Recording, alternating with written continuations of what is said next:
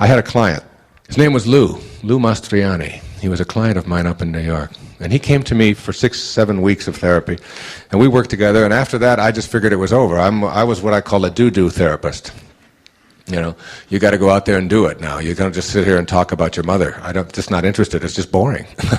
You know, I got enough of that. I got enough problems with my own mother. I don't want to hear about yours, you know.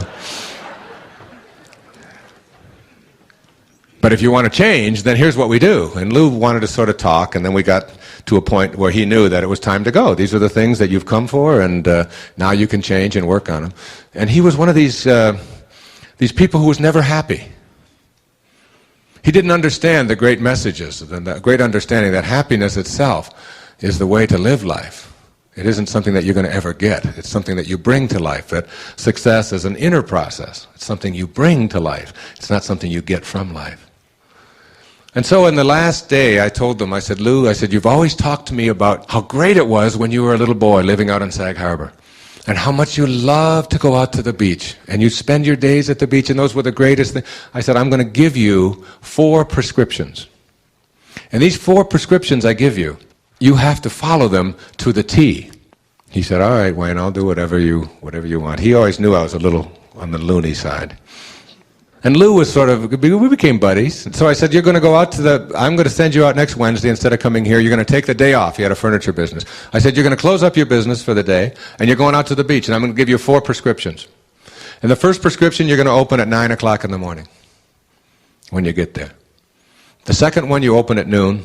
The third one at 3, and the last one at 6 o'clock. Will you do it? He said, yeah. I got this from Norman Vincent Peale, who had told me this was a great technique for people who are sort of into that type A stuff and always in a hurry and never wanting to be happy but always wanting to talk about it.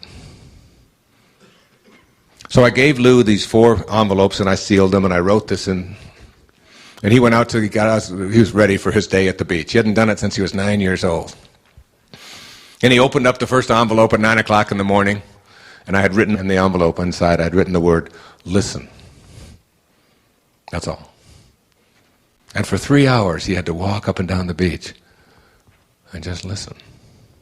Just listen to the birds, to the ocean, to the wind, to all the beautiful things that the beach has to offer. Just be there in the moment.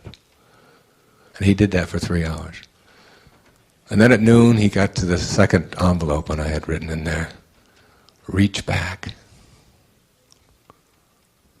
And then there was a poem that I had put on there by James Kavanaugh, which I have in my parenting book on raising kids. It's called Little Boy, I Miss You. God, you guys could listen to this. James Kavanaugh wrote it on his 45th birthday, the day his brother died, who was only a year older than him. Some kind of nervous, crazy disorder.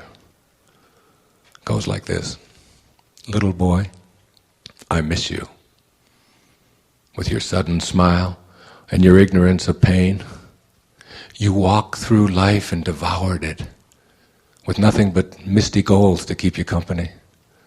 You wandered through quiet woods with friends, and you were startled by a shuffling porcupine.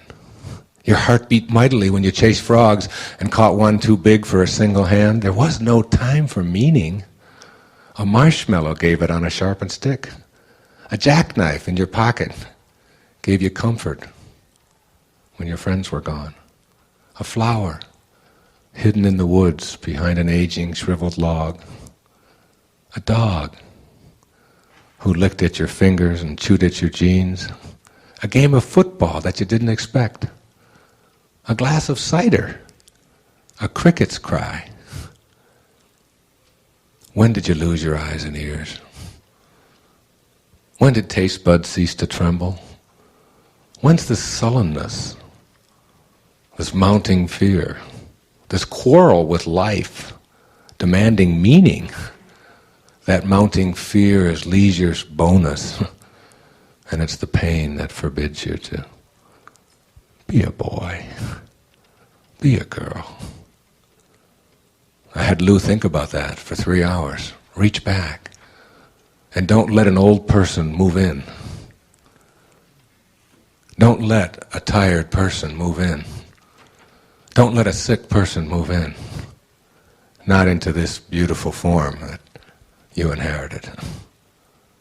And at 3 o'clock I had written on there, as he opened the envelope, re-examine your priorities, which I'd encourage all of you to do. Who are the most important people in your life? Who are they? What would you do if you had 6 months to live and you knew it? How would you spend that time? Who would you be with? You got kids and you don't have time for them because you're too busy?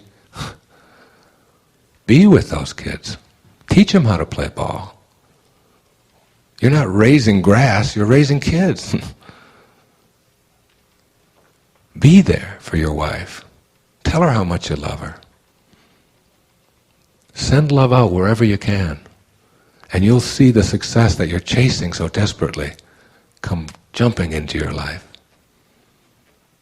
Re-examine your priorities. Walk as you talk. Be there for the people you love, and you'll see your business and everything else growing. And at 6 o'clock, I had Lou write the final envelope, and I'd encourage all of you to do it. I said, Lou, now write your worries in the sand and see how long they stay there.